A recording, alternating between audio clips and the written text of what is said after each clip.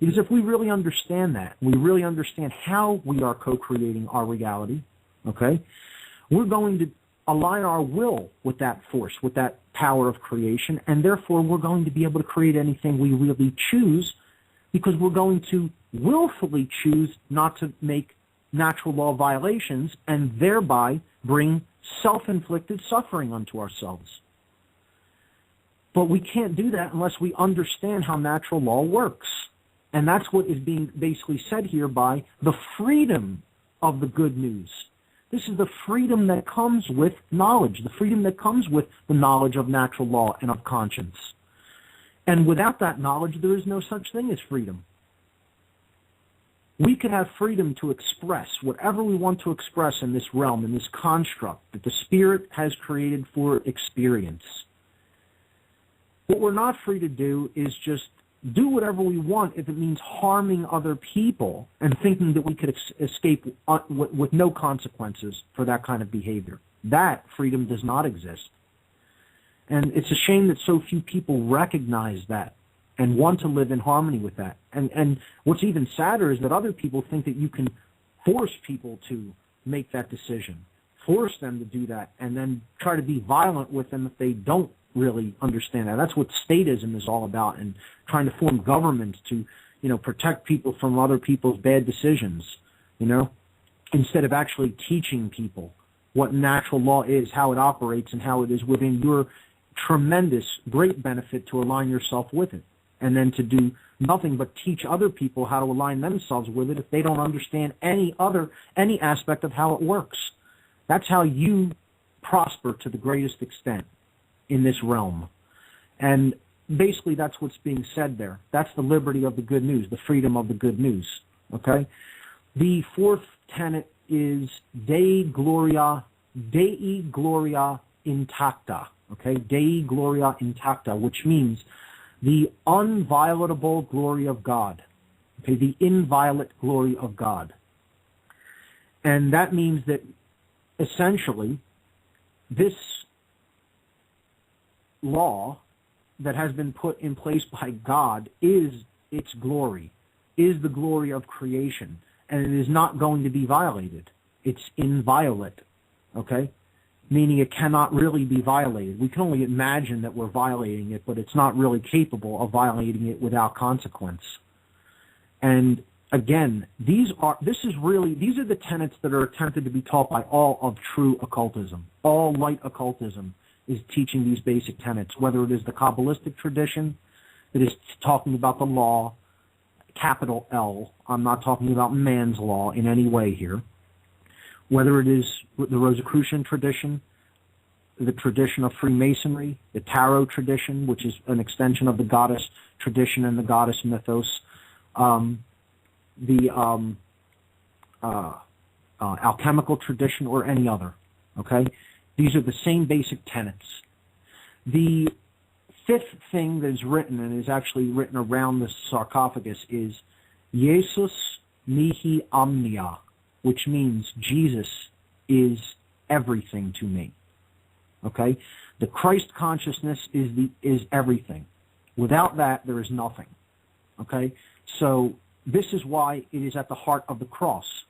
This is why it is the rose, the precious flower, the flowering of human consciousness, the flowering of the spirit, the eternal aspect of us, okay, our true nature, the higher self, the sacred feminine, true care, all of those things, however you want to look at it, from whatever aspect that you want to look at it, is the Christed consciousness, okay, and that's why this is the fifth element, not part of those other four, which talks about the law and the physical reality in which we live, okay? But this is the spiritual aspect, and as such, it is the quintessence, or the fifth element. And those are four very powerful statements if they're properly understood. In this document, the writer also cautions against false prophets who are teaching the false alchemical and Rosicrucian traditions, and who are seeking false gold. And that means like the literal transmutation of metals, trying to manipulate things so that you get more in life, okay? The alchemical tradition, as we have already talked about, is not about the literal transmutation of base metals into gold, but the base elements of the human spirit and psyche into higher elements, or alchemical gold, higher states of consciousness. That's what alchemical gold is. This is the Rosicrucian concept of gold as well. It is the sun, it is the light, the way, the truth, the life, okay? It is the Christed consciousness, okay? It is one who has unified their thoughts, their emotions, their actions, and they come to a place of unison where there is no contradiction. As one thinks, so one feels, and so one acts, okay? You don't choose to do something that you know is wrong willfully. You don't say that you know something, but then do something different than that. What you know and feel and speak is how you live. That's what that consciousness is about. So that's alchemical gold. And the document warns about the seeking of false gold for profit, worshiping at the altar of Mammon, of the god of profit, okay, and, profiteering off of other people, and, just the ego-bound consciousness of, I will only do this if there's profit involved. What's in it for me, Another aspect of this teaching, which comes down in this document through the Latin language, is a phrase, aureum nisi quantum aurum, which means no amount of gold for gold. And that is seemingly a contradictory statement, but what they're basically talking about is you can never offer me any amount of worldly gold for alchemical gold. Alchemical gold is worth more than all of the gold, physical gold, in the world. So no amount of gold, meaning false gold, or worldly gold, for gold, meaning alchemical gold, or higher consciousness. Very powerful statement, again, if it's properly understood in its allegorical context. That's the Fama Fraternitatis. Let's look at the Confessio Fraternitatis. So I want to get to some of the works of some of these great modern teachers. The Confessio Fraternitatis, I won't spend a lot of time on. It is basically a further explanation of some of the goals or the teachings of the Rosicrucian tradition. It is known as the Creed of the Fraternity, and it conveys a deep sense of urgency at this time in history to begin to take corrective measures and change ourselves, okay? We need to make a change when it comes to human consciousness and to awaken to the Christic teachings, the teachings that help to elevate us to this Christed level of consciousness, and to embrace the understanding of natural law and, most of all, of the golden rule of treating others as we would be treated. These are all concepts that are essentially conveyed in this document, and again, it's with a great sense of urgency, explaining that if this is not done, that perilous times and times of suffering are probably ahead for humanity. That's the Confessio Fraternitatis. The third document, again, Bob brought this up earlier, is the Chemical Wedding of Christian Rosencreutz, which is an allegorical story about how we are to make this great ascension or perform this great work of transformation upon ourselves, of transmutation of consciousness upon ourselves. And this is done through balance. This is done through the blending together of our masculine and feminine aspects. And I've talked a lot about this in our work. I won't rehash it. Again, this is, and I shouldn't even say my work, this is work that has been in existence since time immemorial and is a function of the universe. But again, I have talked about it in the podcasts and radio shows that I've put forward and in my presentations. But this document is essentially about the alchemical wedding. It is about bringing together the left and right hemispheres of the brain in conjunction with the human heart. Again, that's forming the great cross and coming together with the four elements and then the quintessence, the spirit of care, okay, the sacred feminine.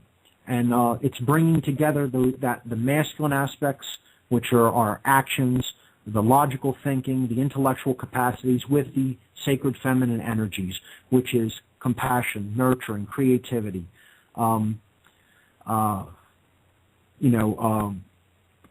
what we care about.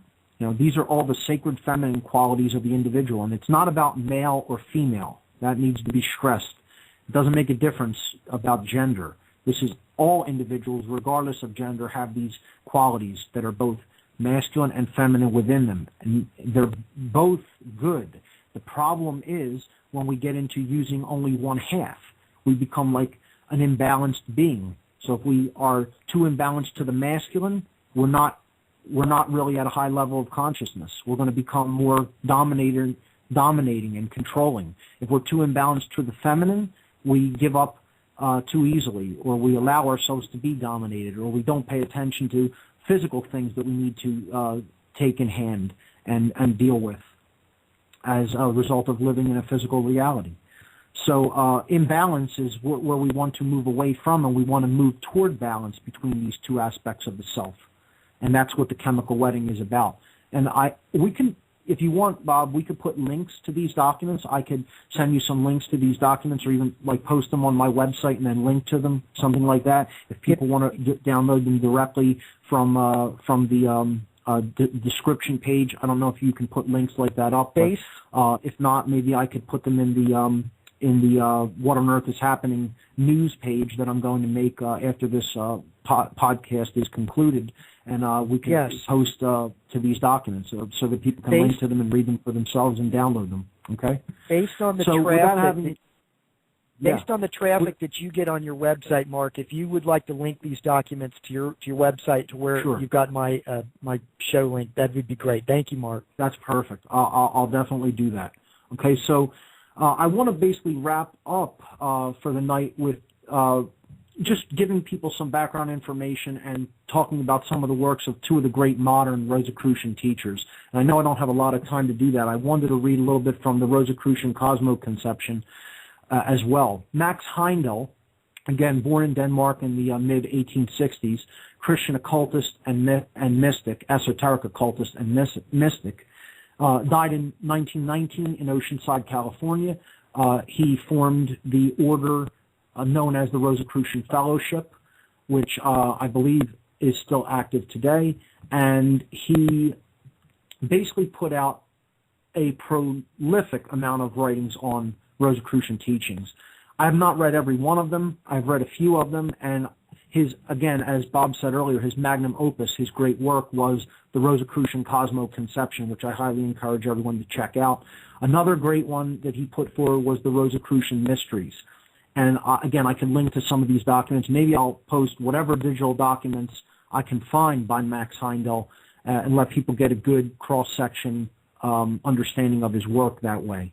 So I'll definitely post some PDF documents with the podcast. That'll be on my news section, whatonearthishappening.com. Click the news tab, and you'll be able to find in there Occult Empire, the show on Rosicrucianism, and I'll post some links with some of this work right there. Okay, so let's take a look at some of his basic teachings. Okay, he basically taught about the aspects of the world and thought, okay, and also of spirit. These are the core teachings that he put forward in the Rosicrucian cosmoconception. And he explained how these work together, okay, and how they create the reality that we experience. He also talked about the different aspects of the soul and of the body, okay, and he talked about cycles, what we would call cycles. He talked about the progressive stages of evolutionary development, which he called the pilgrimages, okay, the pilgrimages of the spirits, okay.